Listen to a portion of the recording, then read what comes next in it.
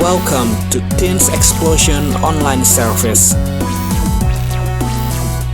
Teens Explosion adalah teens ministry dari GBI Basilea Kelapa Gading. Mari teman-teman, kita memuji menyembah Tuhan dan juga mendengarkan firman Tuhan bersama-sama.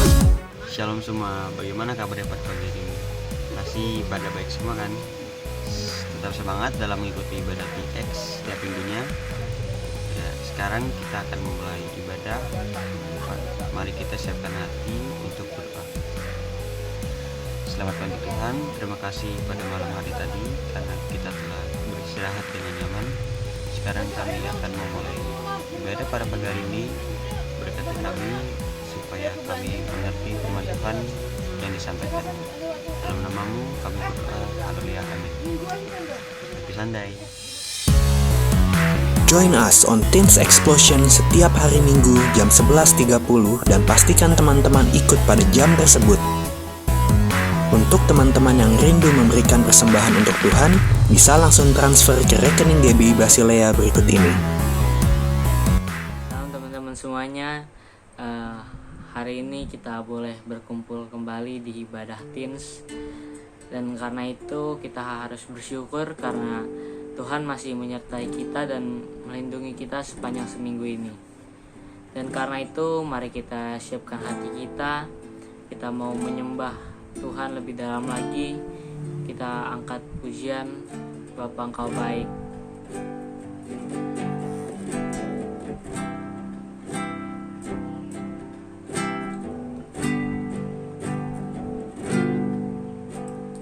Bapa Engkau baik, Bapa Engkau baik, Kau selalu baik kepadaku. Bapa, ku cinta Kau.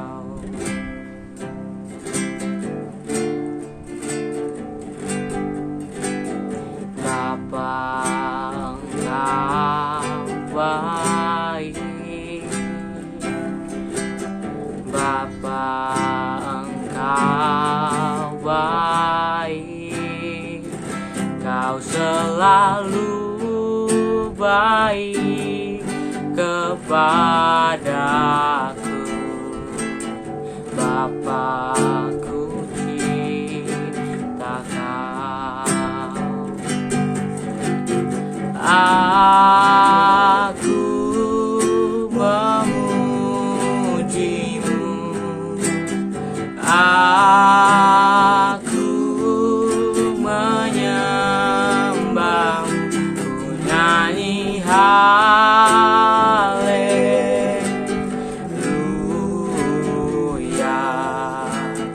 Bapa, ku cinta Kau.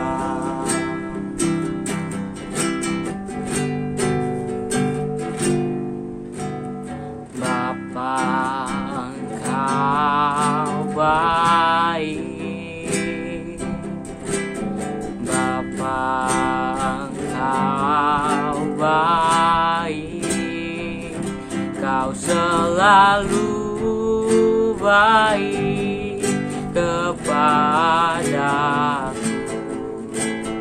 Bapa, ku cinta Kau.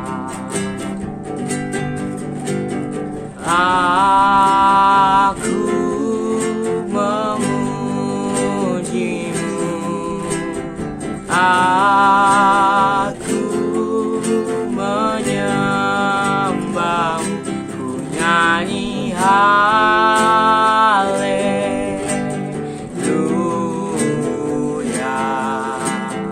Bapa, ku cinta Kau. Aku memujimu, aku menyembahmu, ku nyanyi haleluya.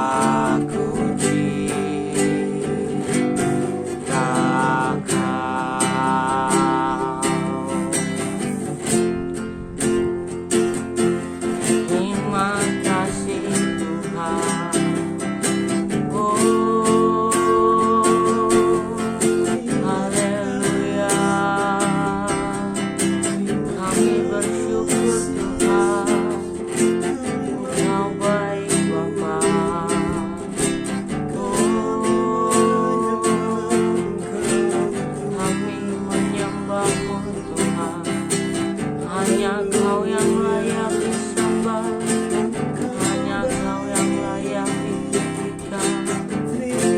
Terima kasih Tuhan. Oh, haleluya.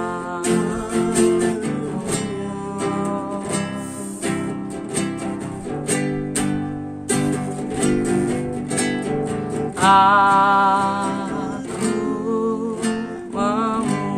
memuji-Mu, aku menyembah-Mu, ku nyanyi haleluya.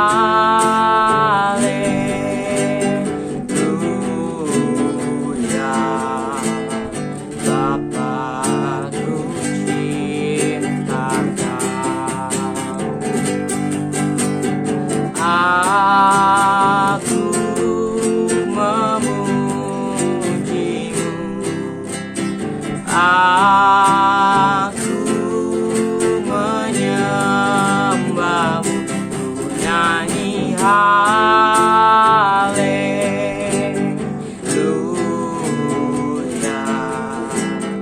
Bapa, ku cinta Kau.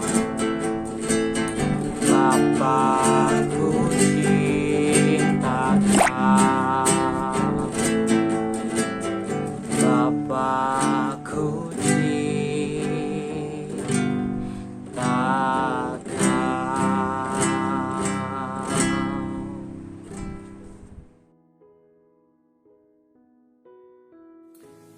Shalom, selamat hari Minggu, selamat beribadah. Kita bertemu di online service GB Basilia Teens Explosion. Pagi hari ini kita akan sama-sama belajar membahas tentang the spirit of giving. Giving atau memberi adalah bagian dari kasih. Jika kasih diibaratkan sepiring rujak, maka salah satu buahnya adalah memberi. Ya, anggaplah seperti buah jambu, ya, buah jambu di sepiring rujak. Jadi jambu adalah bagian dari rujak. Dan bisa dibilang juga memberi adalah bagian dari kasih.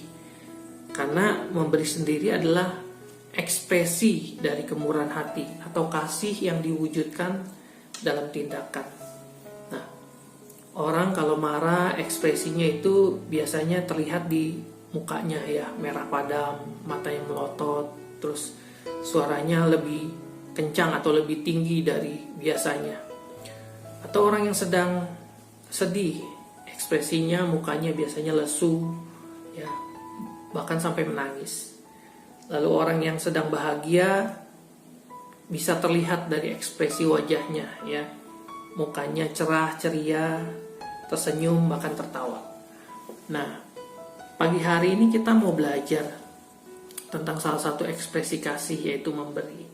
Nah, memberi ini ada 5 hal yang mau saya bagikan pagi hari ini.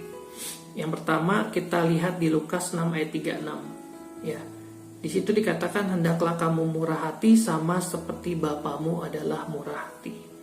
Dan memberi ini adalah ajakan dari Tuhan sendiri. Memberi adalah ekspresi kasih. Karena Tuhan adalah kasih. Tindakan-tindakan Tuhan adalah tindakan kasih. Dan kita diajak untuk meneladaninya. Ya, Tuhan atau Bapa Surgawi, Bapa kita itu suka memberi, suka memberkati. Dan kita diajak untuk meneladani sikapnya, sifatnya. Salah satunya gemar memberi. Nah, itu poin pertama. Lalu poin kedua adalah memberi adalah identitas kita. Jadi ketika kita memberi atau melakukan tindakan kasih, itu menunjukkan identitas kita bahwa kita adalah anak dari Bapa Surgawi. Ya, contoh, ya, anak-anak saya dikatakan itu mirip sama saya, ya, entah matanya, entah senyumnya, entah hidungnya, entah cara berjalannya, entah cara berbicaranya, atau bahkan cara berpikirnya. Sehingga dibilang, wah itu anaknya Aca ya, mirip sekali ya, nggak ngebuang. Nah, demikian juga kita punya identitas sebagai anak Tuhan ketika kita mirip sama Bapa kita. Bapa murah hati, kita murah hati. Bapa suka memberi, kita suka memberi. Nah, itu poin yang kedua. Lalu poin yang ketiga kita akan lihat di Matius 5 ayat 7. Di situ dikatakan, berbahagialah orang yang murah hatinya karena mereka akan beroleh kemurahan. Ya. Sebelumnya, sebelum kita memberi, kita ini sudah terlebih dahulu menerima semua pemberian yang baik dari Bapa Surgawi. Kita ada terima, ya.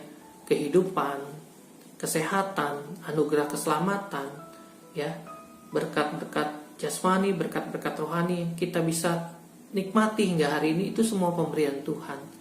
Sehingga ketika kita menerima, kita juga memberi, ya. Istilah di bahasa Indonesia itu bagus sekali, ya, terima kasih. Jadi kita terima dulu, lalu kita kasih. Demikian harusnya menjadi satu circle, satu lingkaran. Dan di sini dikatakan, berbahagialah orang yang murah hatinya karena mereka akan beroleh kemurahan. Jadi kemurahan hati yang kita tunjukkan, kita ekspresikan dengan pemberian, itu tidak akan sia-sia karena kita akan memperoleh kemurahan lagi dari Tuhan. Tapi ini jangan dijadikan sebuah pancingan, tapi dijadikan sebuah dasar kebenaran di mana Tuhan menghendaki kita untuk bermurah hati, dan itu diwujudkan lewat tindakan memberi. Lalu yang keempat, Kisah Para Rasul 20 ayat 35c dikatakan, adalah lebih berbahagia memberi daripada menerima. Nah, banyak orang kalau ditanya sebenarnya hidup ini cari apa sih? Nah, rata-rata orang bilangnya cari kebahagiaan, ya, gue kepengen diberkati. Nah, orang selalu mengira dia berbahagia atau diberkati ketika menerima sesuatu gitu, ya.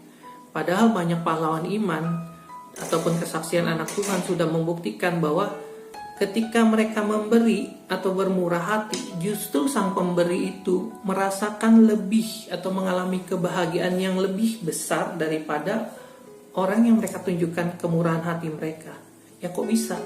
Ya bisa. Itulah hukum dari kerajaan Allah yang kadang-kadang berbeda, ya, dengan pemikiran manusia pada umumnya atau pemikiran dunia.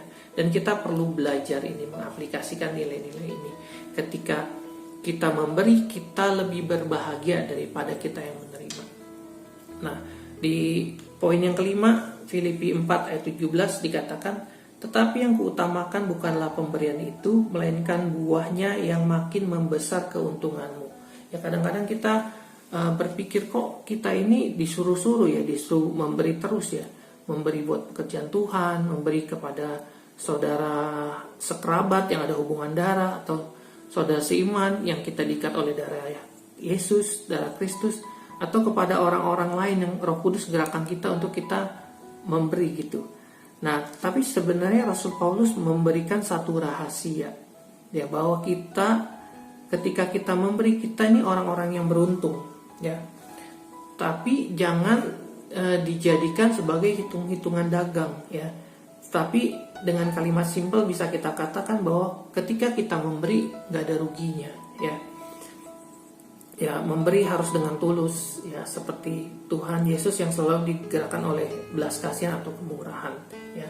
Amsal 19 ayat 17 mengatakan, siapa yang menaruh belas kasihan kepada yang lemah itu memiutangi Tuhan yang akan membalas perbuatannya. Jadi ketika kita menunjukkan perbuatan-perbuatan kasih, ya, kepada orang yang memerlukan, Tuhan itu seperti kita ngasih pinjaman kepada Tuhan.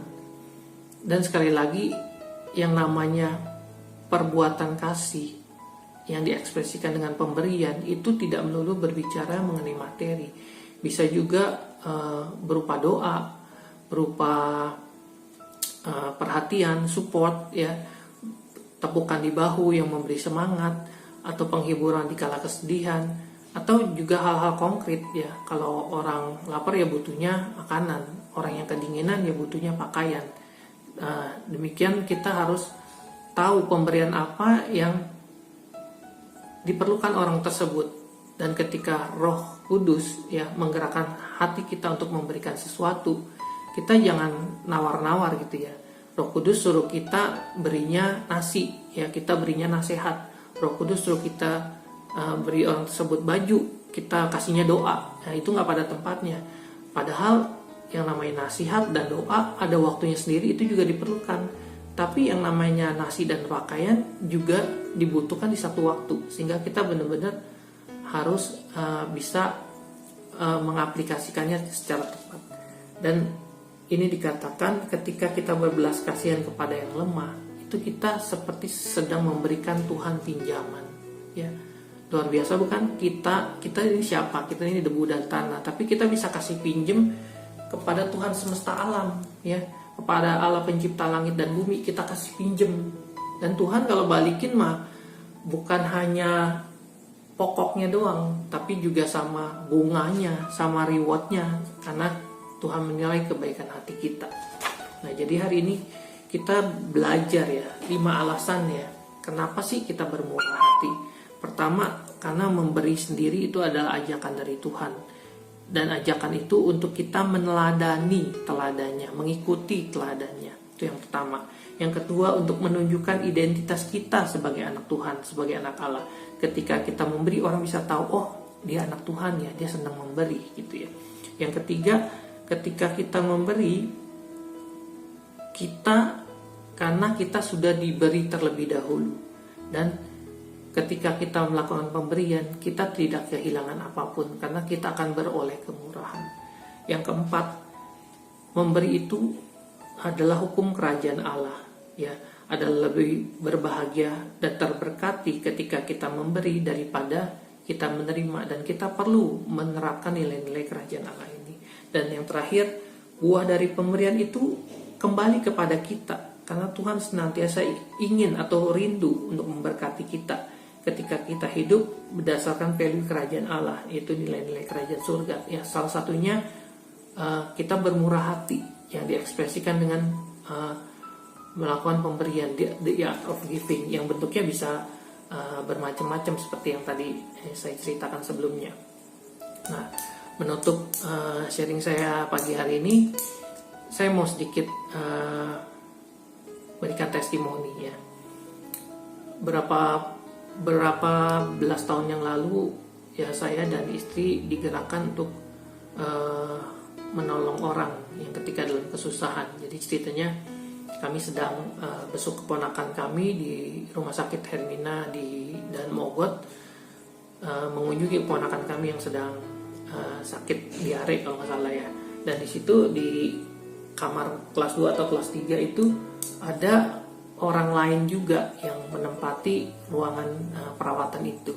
Dan di situ kita jadi ngobrol sama salah satu keluarga pasien yang dirawat di situ. Dan ternyata mereka sebenarnya anaknya sudah sembuh, cuma belum boleh pulang karena mereka nggak mampu untuk membayar biaya rumah sakit yang nilainya lumayan ya.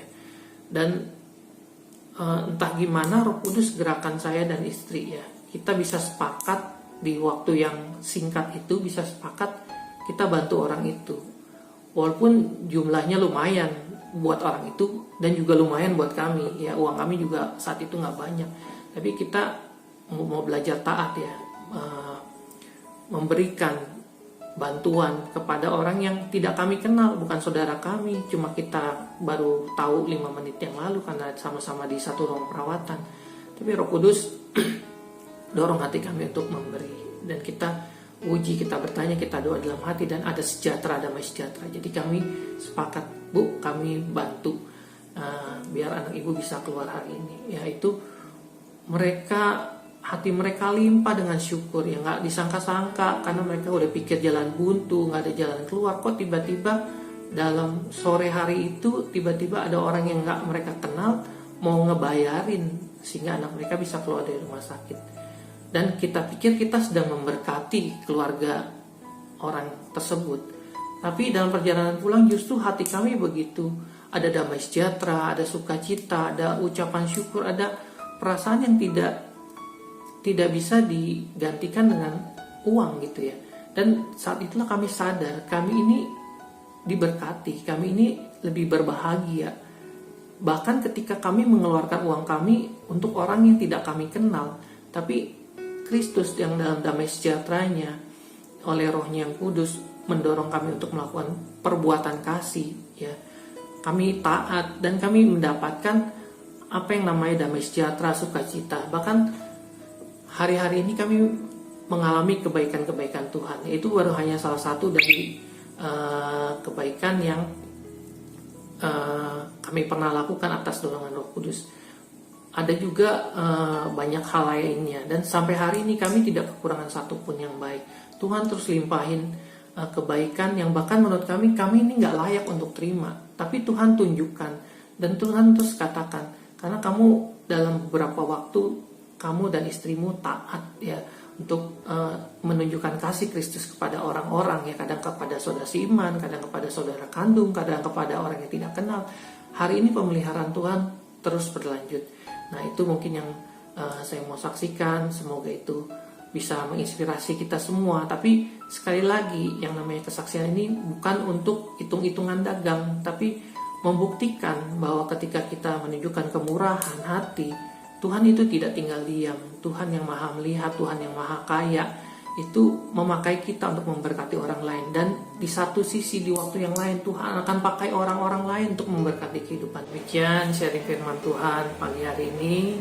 Semoga bisa memberkati kehidupan kita semua. Tuhan Yesus memberkati. Shalom. Ya, demikianlah firman Tuhan yang kita boleh dengar hari ini. Dan terima kasih untuk pelayanannya, kiranya Tuhan memberkati. Sebab itu mari teman-teman, dimanapun kau berada di tempatmu, terimalah berkat daripada Tuhan dan angkat tanganmu dan kita berdoa. Terima kasih Tuhan, kami percaya Tuhan memberkati kami semua. Sebab Tuhan memberkati engkau dan melindungi engkau. Tuhan menyinari engkau dengan wajahnya dan memberi engkau kasih karunia. Tuhan menghadapkan wajahnya kepadamu dan memberi engkau damai sejahtera. Terimalah berkat daripada Allah Bapa, Putra dan Roh Kudus, daripada penyertaannya, daripada bimbingannya, dan daripada seluruh kasihnya. Hari ini sampai Yesus datang kedua kali, Maranatha. Yang percaya sama-sama katakan, amin. God bless you. Sampai ketemu next Sunday. Bye. Happy Sunday.